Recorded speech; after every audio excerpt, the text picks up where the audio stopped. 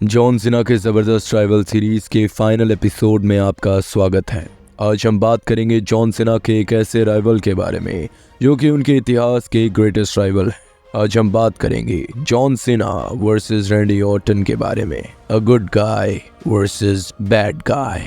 John Cena और Randy Orton की rivalry को WWE हिस्ट्री में सबसे बड़ी राइवलरीज में से एक माना जाता है। उनके मैचेस, उनके मोमेंट्स और उनकी लेगेसी आज भी फैंस के दिलो दिमाग पर छाई हुई है। तो चलिए जानते हैं क्या है इस राइवलरी के पीछे की कहानी जो कि इस राइवलरी को इतना महान बनाती है। John Cena, Randy Orton has become a rivalry. No, wait. John Cena, Randy Orton has become the rivalry. John Cena और रैंडी ऑर्टन ने अपने करियर की शुरुआत OVW से की और उन्होंने एक साथ साल 2002 में WWE में डेब्यू भी किया। दोनों अपकमिंग स्टार्स थे। जॉन सीना स्मैकडाउन पर WWE चैंपियन बन रहे थे तो Randy Orton Monday night raw पर यंगेस्ट वर्ल्ड हैवीवेट चैंपियन बन रहे थे। जॉन सीना JBL के साथ फ्यूड कर रहे थे तो रैंडी ऑर्टन अंडरटेकर के साथ फ्यूड कर रहे थे। जॉन सीना जो कुछ भी हासिल कर रहे थे वो ईमानदारी, हसल, लॉयल्टी और रिस्पेक्ट के सहारे कर रहे थे।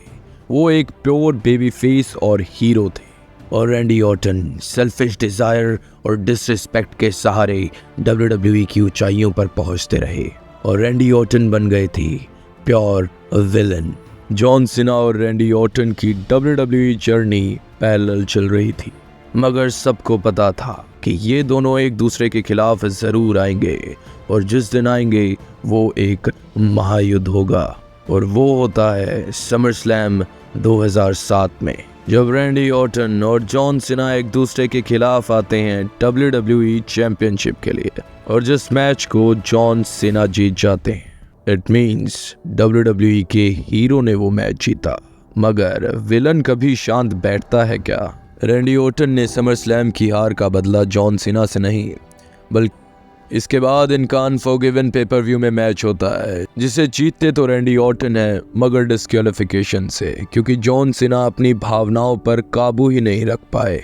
अनफॉरगिवन पेपर व्यू में रैंडी ऑर्टन मैच तो जीत गए थे मगर WWE चैंपियन नहीं बने थे, जिसके बाद रैंडी ऑर्टन अगले मंडे नाइट रॉ पर सीना के ऊपर फिर से अटैक करते हैं और अब की बार उन्हें हॉस्पिटलाइज ही कर देते हैं। जॉन सीना तो WWE चैंपियन थे, तब उनकी टाइटल को वेकेट कर दिया गया और रैंडी ऑर्टन को नया WWE चैंपियन बना दिया गया। रैंडी ऑर्टन ने जॉन सीना को लीग से ही बाहर कर दिया और खुद WWE के ऊपर राज किया। रॉयल रंबल 2008 सीना 4 महीने में ही अपनी इंजरी से वापसी कर लेते हैं और रॉयल रंबल जीतकर चले जाते हैं मेन इवेंट में, मगर रेसलमेनिया के इस मैच में ट्रिपल एच भी ऐड थे, मगर रैंडी ऑर्टन इस मैच में रिटेन कर लेते हैं, जिसके बाद देखा जाए तो इनकी राइवलरी स्टॉप सी हो जाती है।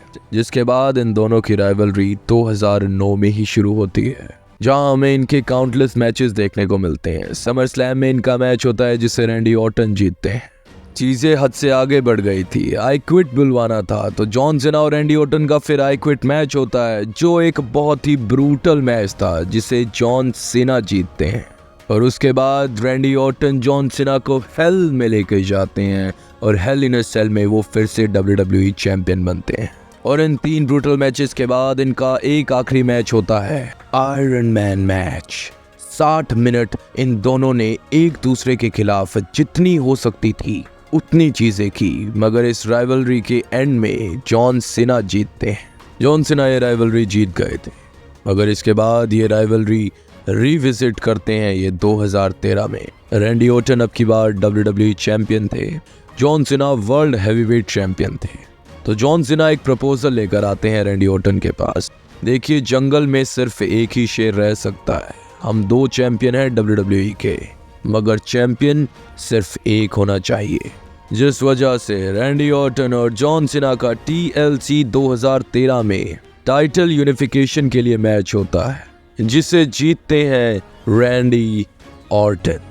हालांकि इसके बाद भी इनके काफी मैचेस हुए, जैसे रॉयल रंबल 2014, हेल इन अ सेल 2014, स्मैकडाउन लाइव 2016।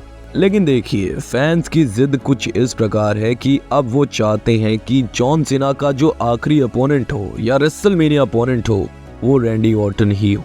और without a shadow of a doubt fans इस चीज में बिल्कुल गलत नहीं है। तो गाइस आज इस फाइनल एपिसोड के बाद हम खत्म कर रहे हैं जॉन सीना की जबरदस्त ट्राइबल सीरीज।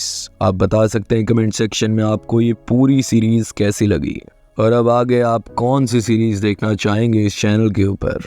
और हाँ, पसंद आई हो तो ज़रूर लाइक कीजिए, कमेंट कीजिए और सब्सक्राइब कीजिए।